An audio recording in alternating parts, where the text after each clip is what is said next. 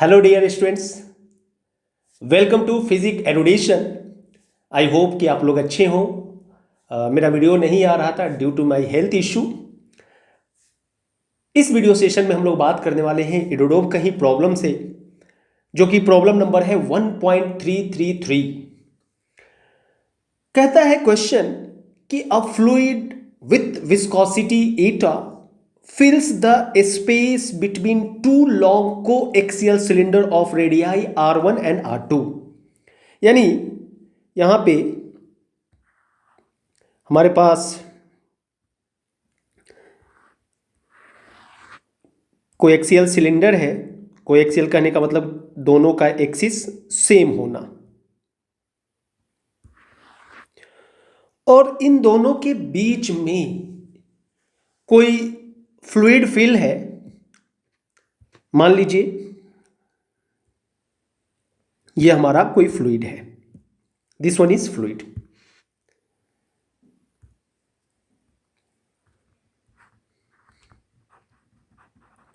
और इस फ्लूइड का विस्कोसिटी दिया हुआ है एटा।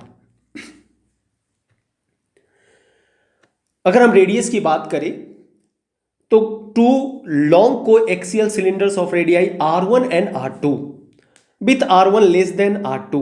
यानी आप बोल सकते थे कि सर इस क्वेश्चन में अपना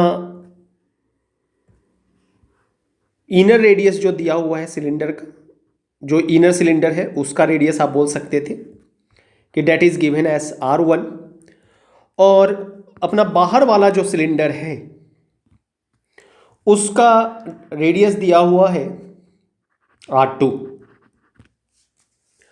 the inner cylinder is stationary while the outer one is rotated with a constant angular velocity omega 2। मान लीजिए कि आउटर वन जो है ये ओमेगा 2 एंगुलर वेलोसिटी से रोटेट हो रहा है, और इनर वन जो है डेट इज स्टेशनरी। अब यहां पे कहता है कि the fluid flow is laminar. Laminar word का मतलब हम लोग समझ चुके हैं। लैमिनार को स्टेडी फ्लो भी बोला जाता है, ये भी आपको ध्यान रखना है। यानी मान लीजिए कि अगर कोई ग्लास है और ये ए पॉइंट है, इस ए पॉइंट पे बहुत स्लो धीरे धीरे कोई फ्लूइड आ रहा है, सभी का वेलोसिटी सेम है इस पॉइंट पे। अगेन बी पे भी अगर जा रहा है तो बी पे सभी फ्लूइड का जो वेलोसिटी है इस पॉइंट पे रीच होने पे वेलोसिटी सेम रहेगा। तो स्टडी किसी भी पॉइंट पे प्रॉपर्टीज जो है वो टाइम से इंडिपेंडेंट होता है, तो ये चीज आपको ध्यान रखना है। तो यहां पे लैमिनार वर्ड भी लिखा है, स्टडी भी लिखा है, आप स्टडी वर्ड भी टर्म्स कंडीशन को समझ सकते हैं।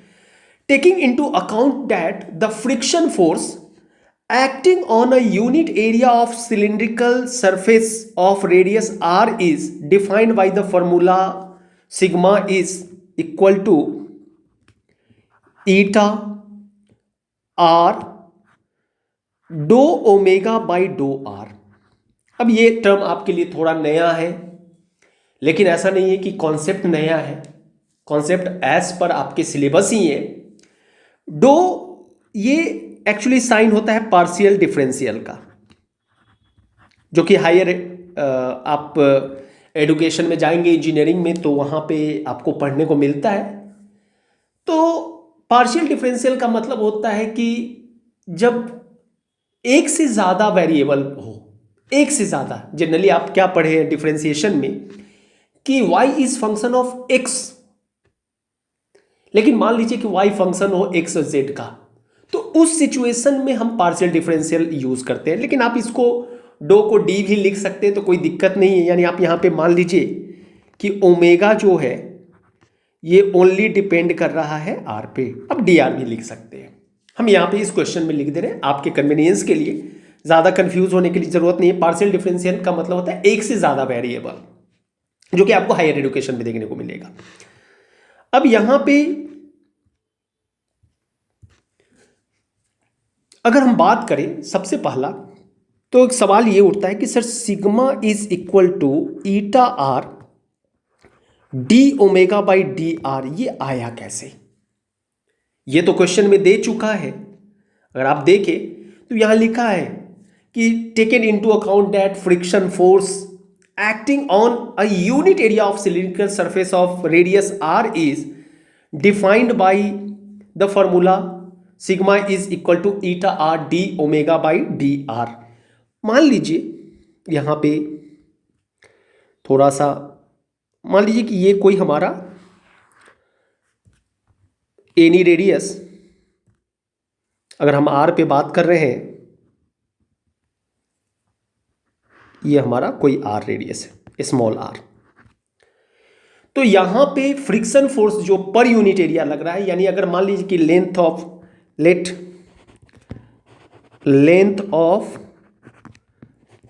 सिलेंडर जो है इज l, मान लीजिए कि सिलेंडर का लेंथ l है, लॉन्ग सिलेंडर है, हम लेंथ भी मान लेते हैं।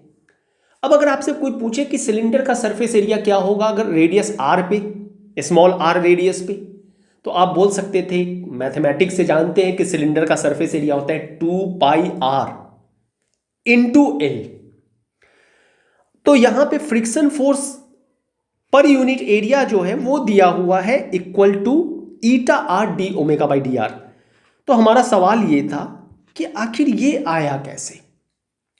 तो इसको समझने के लिए हम क्या करते हैं, आपको बताते हैं, क्योंकि ये भी जानने की ज़रूरत है, क्योंकि अब आप इसमें कंफ्यूज ये इसलिए हो सकते हैं कि सर ये मान लीजिए कि ये फोर्स जस्ट लाइक स्ट्रेस को रिप्रेजेंट कर रहा है, शेयर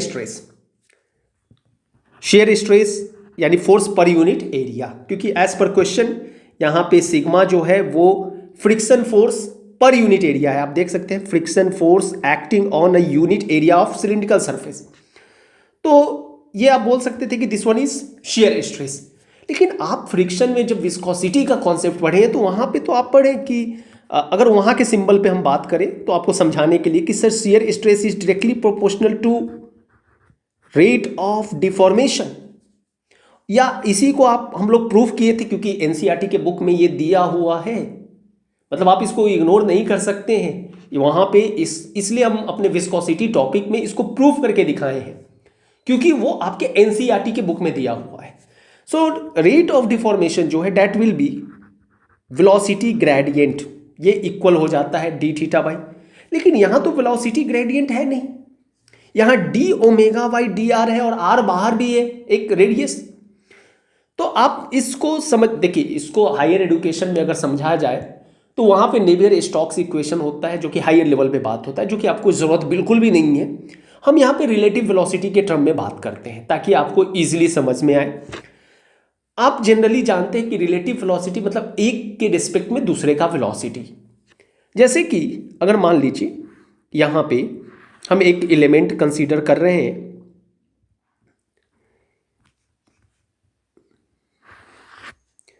मान लीजिए हमारा ये डी आर थिकनेस का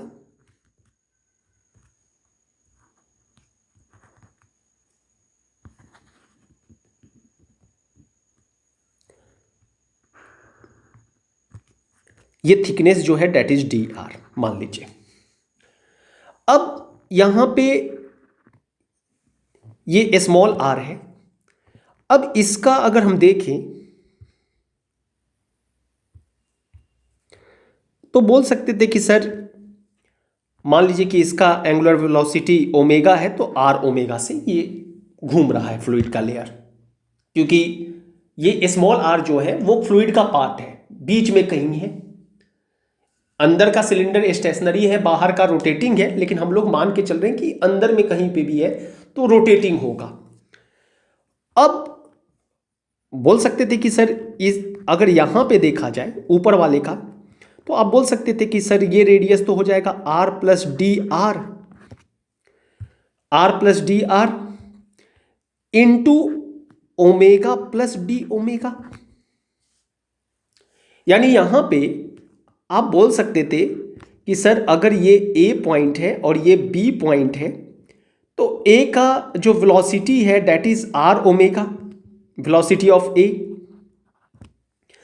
और अगर हम वेलोसिटी ऑफ बी की बात करें तो ये आपको दिखने को मिल रहा है कि वेलोसिटी ऑफ बी जो है वो है अपना R plus D R omega plus D omega, क्योंकि यहां पे हो सकता है कि डी ओमेगा थोड़ा सा ज्यादा एंगुलर वेलोसिटी हो डी आर रेडियस पे, तो इसलिए हम लोग यहां पे R plus D R omega plus D omega लिख रहे हैं। आई होप कि आपको यह समझ में आ रहा हो कि आर प्लस डी आर मतलब एनी डी आर थिकनेस पे क्या होना चाहिए, तो एंगुलर वेलोसिटी हमारा ओमेगा प्लस डी ओमेगा है और radius R plus D R है। दैट्स द रीजन आपका वेलोसिटी जो होगा वो R plus D R omega plus D omega होगा।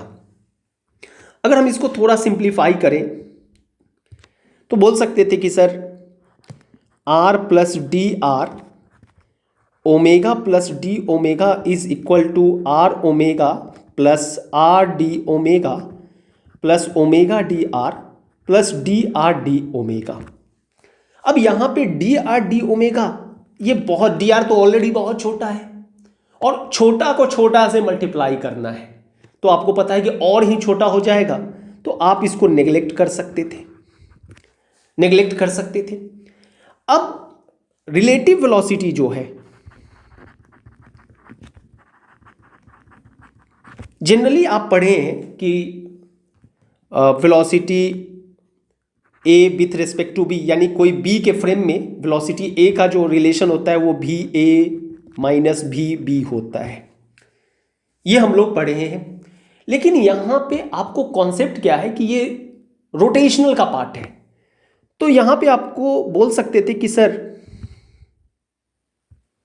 ये अपना रिलेटिव वेलोसिटी इन रोटेशनल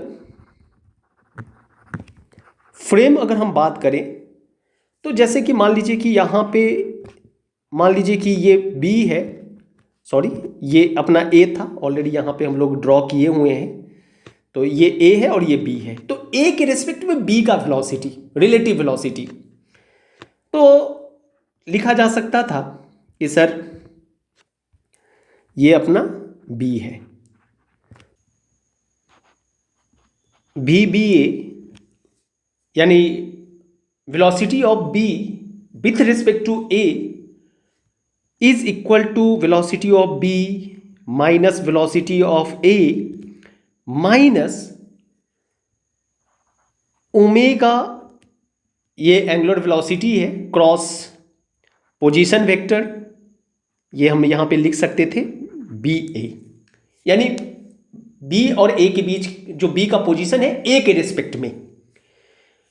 अब यहां पे अगर हम मैग्नीट्यूड देखें तो बोल सकते थे कि सर ये अपना ओमेगा क्रॉस आर बी ए को लिखा जा सकता था। अगर हमको इसको लिखना है तो हम लोग बोल सकते थे कि सर ये हो जाएगा अपना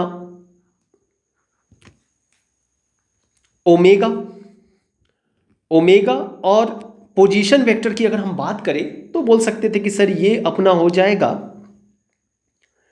डी आर।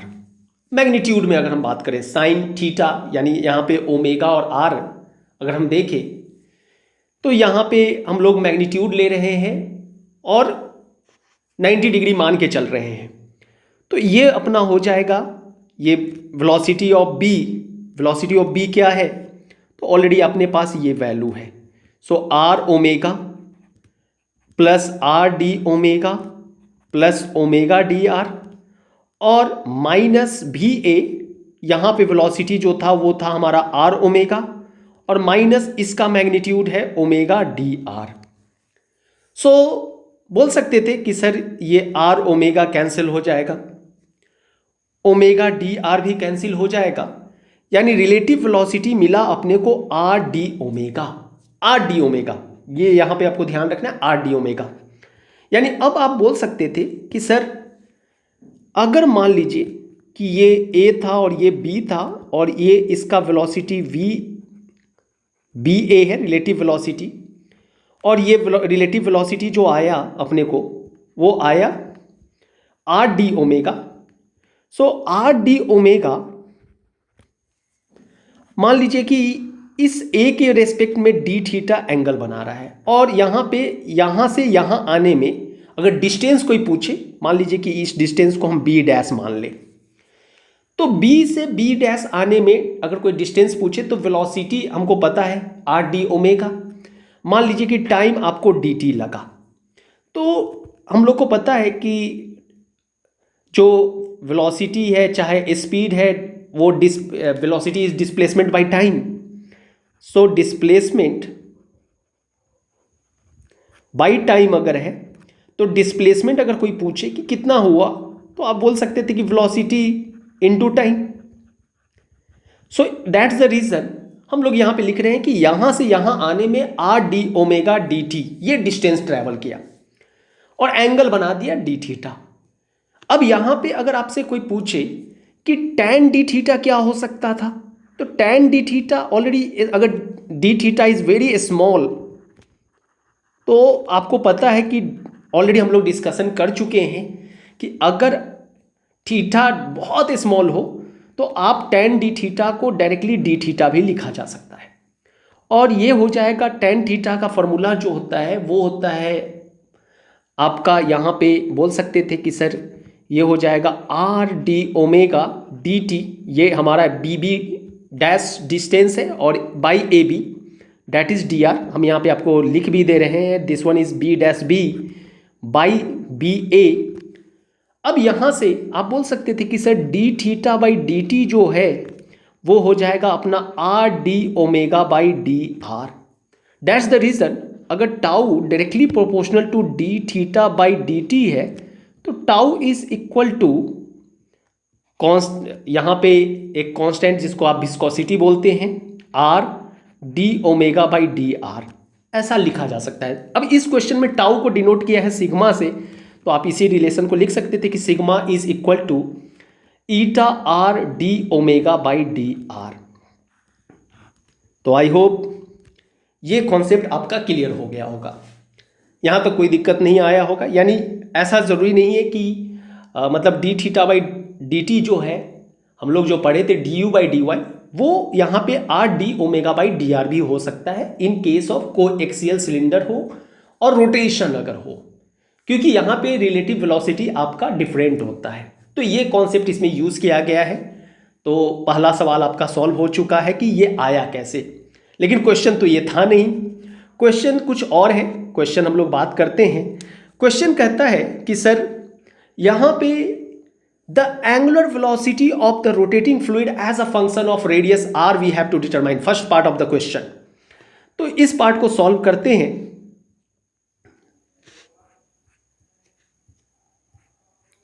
सबसे पहला माय डियर स्टूडेंट्स, हम लोग ऑलरेडी इस क्वेश्चन में पढ़े कि फ्लूइड फ्लो जो है दैट इज लैमिनार, मतलब स्टेडी। तो आप मान के चलिए कि अगर हम moment of the force consider करें, मोमेंट ऑफ द फोर्स जिसको आप टॉर्क भी यहां पे बोल सकते हैं, एक्टिंग ऑन द एलिमेंट, जो हमारा एलिमेंट है। तो मान लीजिए कि जैसे यहां पे ये हमारा आर रेडियस है। अब यहां पे अगर फोर्स एफ लग रहा है तो मोमेंट जो है आप बोल सकते थे कि सर एफ आर हो जाएगा। यानी अब यहां पे हम लोग बोल सकते थे कि ये जो मोमेंट है, moment of the force F R, वो कांस्टेंट है, क्योंकि स्टेडी के केस में टॉर्क कांस्टेंट रहता है, लेयर बाय लेयर आप कांस्टेंट मान के चलते हैं। सो हियर आप बोल सकते थे कि सर टॉर्क जो है वो एफ आर है, और एफ यहाँ पे अगर एफ को देखें तो आप बोल सकते थे कि सर सिंस सिग्मा जो है ये शेयर स्ट्रेस को डिनोट कर रहा है, eta R D omega by D r दिया हुआ है, आप इसको लिख सकते थे कि sir f by 2 pi r l eta R D omega by D r. हम लोग फर्स्ट पार्ट क्वेश्चन का सॉल्व कर रहे हैं। अब यहाँ पे आप बोल सकते थे कि सर एफ जो है वो लिखा जा सकता था eta 2 pi r square l d omega by D r. अगर आप टॉर्क पूछें तो टॉर्क आपका यहाँ पे कांस्टेंट है, so torque is equal to constant, और हम इसको c मान लेते हैं, और F इंटू आर होता है हमारा जो कि कांस्टेंट है। F का वैल्यू ऑलरेडी हम लोग देख रहे हैं कि F जो है वो है eta 2 pi r square l d omega by D r. So आप यहाँ पे बोल सकते थे कि सर ये हो जाएगा अपना eta 2 pi r square l d omega by D R, r is equal to constant लिख सकते थे। यहां तक कोई डाउट नहीं आना चाहिए।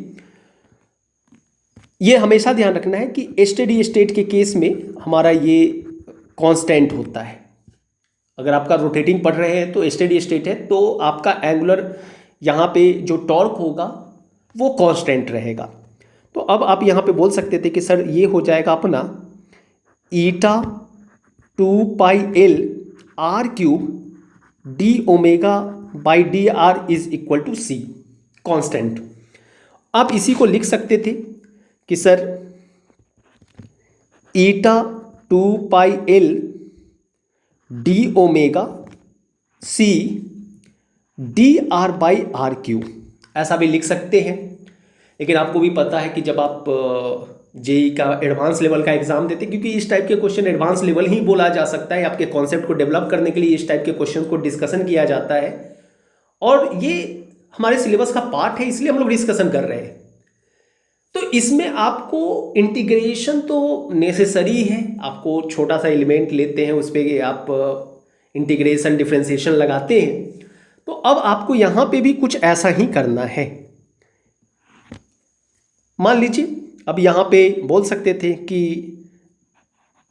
हमारा जो इनर सिलेंडर का रेडियस था डेट इज R1 और वो स्टेशनरी था, तो ये 0 हो गया। आउटर सिलेंडर का रेडियस R2 था, लेकिन जो एंगुलर वेलोसिटी था ओमेगा डेट इज कांस्टेंट, तो ओमेगा यहाँ पे लिख दिए। अब इसी रिलेशन को आप ऐसा भी तो लिख सकते थे कि सर 2 पाई एल ईटा ओमेगा। अब यहाँ पे सबसे इंपॉर्टेंट है कि ये इंटीग्रेशन आपको ध्यान रखना है कि सर अगर r to the power n और डी आर हो तो आप इसको लिख सकते थे कि सर इस तरीके के इंटीग्रेशन को लिखा जा सकता था r to the power n plus 1 by n plus 1। So यहाँ पे आप बोल सकते थे कि सर ये हो जाएगा -3 प्लस 1 बाई -3 प्लस 1, और ये रेडियस रेंज जो है वो है R1 टू R2। और ये आप लिख सकते थे कि सर C हम यहीं पे लिख दे रहे हैं r to the power -2 by -2 R1 to R2। यहां तक कोई डाउट नहीं होना चाहिए। आई होप कि आपको समझ में आ रहा है। अब आगे हम लोग बात करते हैं कि sir 2 pi eta L omega is equal to C, और हमारे पास जो वैल्यू आया हुआ है वो है r to the power -2 by -2 R1 R2। इसको अब सॉल्व करना है, तो आप ऐसे लिख सकते थे कि sir 2 pi eta L omega C, -2 को आप बाहर कर सकते हैं, -2 को बाहर कर लीजिए, और ये 1 बाई आर स्क्वायर भी आप लिख सकते हैं। हम थोड़ा स्टेप ज़्यादा बढ़ा रहे हैं ताकि आपको क्रिस्टल क्लियर कॉन्सेप्ट हो। तो यहाँ पे आप ऐसा बोल सकते थे कि sir 2 pi eta L omega minus C by 2 1 by R2 square minus 1 by R1 square, ऐसा भी आप लिख सकते थे। और अब इस क्वेश्चन में अगर देखा जाए, मान लीजिए कि ये तो हमारा मतलब ओवरऑल रेडियस पे हम लोग बात कर रहे हैं, तो ये वैल्यू आ जाएगा अपना 2 पाई ईटा एल ओमेगा।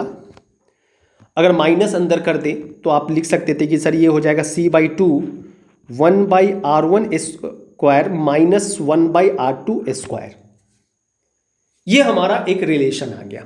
मान लीजिए कि हम इसको इक्वेशन नंबर 1 मान लेते हैं, equation number 1।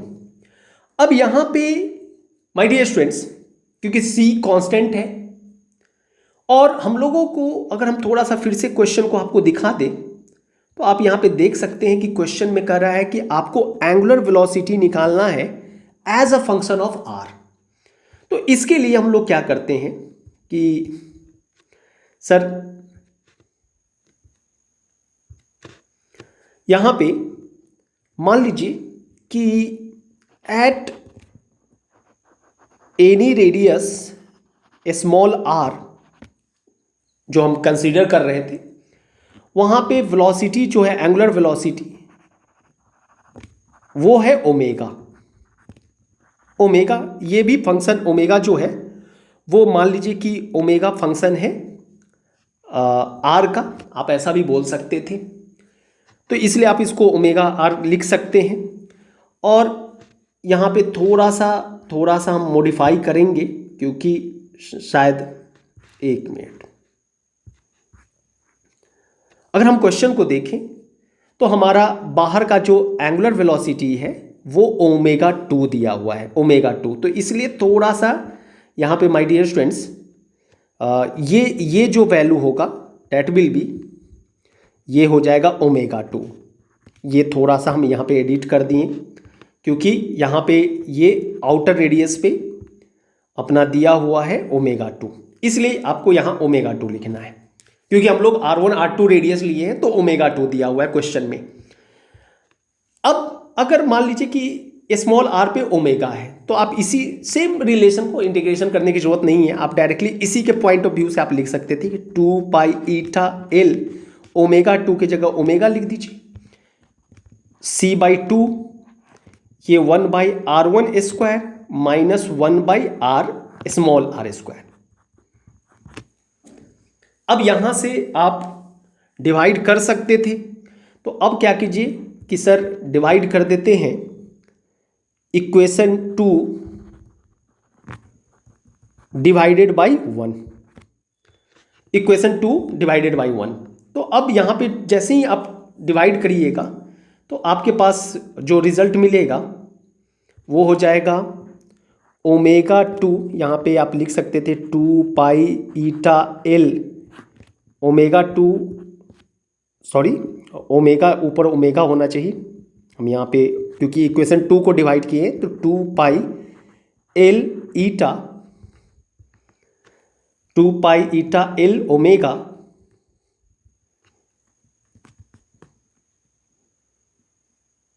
Omega is equal to c/2 1/r1 square minus 1/r square by दोनों तरफ 2 pi eta L omega 2 c/2 1/r1 square minus 1/r2 square, ऐसा लिख सकते थे। सो यहाँ पे आपका 2 पाई ये कैंसिल हो गया, c/2 कैंसिल हो गया। So omega is omega 2 1/r1 square minus 1/r square by 1/r1 square minus 1/r square. So ये हमारा एंगुलर वेलोसिटी, ये हमारा आ गया एंगुलर वेलोसिटी का relation as a function of small r. तो आई होप कि ये क्वेश्चन फर्स्ट पार्ट आपको समझ में आ गया होगा। सेकेंड पार्ट में मूव करते हैं। सेकेंड पार्ट कहता है कि the moment of friction forces acting on unit length of the outer cylinder. यानी अब आपको कुछ नहीं करना है, इसी रिलेशन में हमारे पास जो रिलेशन है, आप बोल सकते थे कि सर ये रिलेशन आया है ओमेगा का, और अगर हम देखें तो यहाँ पे कहता है क्या कि जो moment of force per unit length, तो F/L आपको पूछा जा रहा है। यहाँ पे ये हम लोग कैपिटल L माने हैं, तो F/L, और या आप इसको बोल सकते हैं कि सर ये C/L भी बोल सकते थे। तो ये आपसे पूछा जा रहा है निकालने के लिए। तो ऑलरेडी आपके पास यहाँ पे C का वैल्यू है, आप इक्वेशन में आप देख सकते हैं। आप इक्वेशन 2 को कंसीडर कर लीजिए, इक्वेशन 1 को कंसीडर कर सकते हैं। तो इक्वेशन 1 के बेस पे आप बोल सकते थे कि सर यहाँ पे अपना रिलेशन हो जाएगा कि sir since 2 pi eta L omega 2 is equal to C/2 1/r1 square minus 1/r2 square. So आप बोल सकते थे कि सर ये हो जाएगा अपना 4 pi eta omega 2 by 1/r1 square minus 1/r2 square is equal to C/L, और यही आपको निकालना था। तो सेकेंड पार्ट भी आपका पर यूनिट लेंथ में क्या मोमेंट ऑफ द फोर्स होगा वो पूछा था, तो वो भी आपको यहां से पता चल गया। आई होप कि इस वीडियो को आप अच्छे से देखेंगे, आपका कॉन्सेप्ट क्लियर होगा और आपको ये क्वेश्चन भी समझ में आ गया होगा।